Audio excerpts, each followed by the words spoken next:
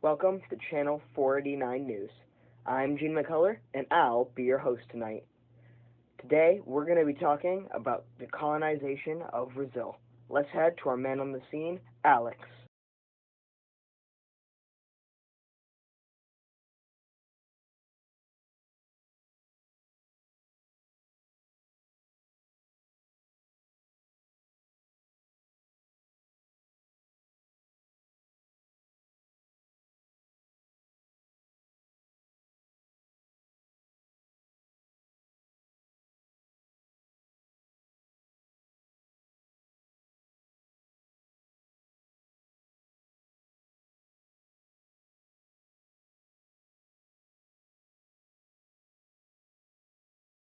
Thank you for that bit of information, Alex. We'll be right back after these messages. Welcome back, ladies and gentlemen, to Channel 49 News. You know, the other day I was playing Frisbee, and I kept wondering why I was getting bigger. And then it hit me. And this is why your wife left you, Gene.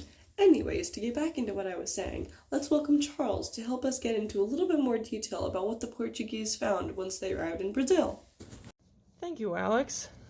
The Portuguese were met by Tupinamba natives, one group out of many of the continent's native population. Nipson's early goals were simple: monopolize the lucrative trade of pau-brazil, the redwood, which was valuable for making dye, that gave the colony its name, and establish permanent settlements. At the end of the 17th century, the news that fabulous veins of emeralds, diamonds, and gold had been found in Minas Gerais exploded in Libsyn. The region began to export 30,000 pounds of gold a year to Portugal. Thanks, Charles. We'll be right back after this message from our sponsor. Welcome back to Channel 49 News. Let's welcome Thunder for the end of this segment. There's evidence that initially the Portuguese and natives worked together to harvest the Brazil wood. Later on, when there was not as much Brazil wood near the settlement and they had to go farther inland, the Portuguese lost interest in the trade and started founding plantations near and to clear the land. And because of that, they tried to enslave the native population to work on their plantations. And so the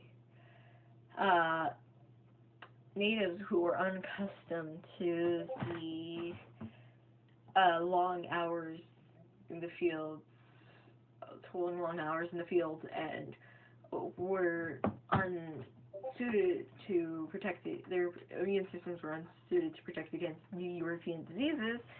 Many died African slave trade for their workforce. When Cabral arrived, the indigenous population was believed to have been more than 3 million people. Today, the number is scarcely more than 200,000. That's a lot of dead people.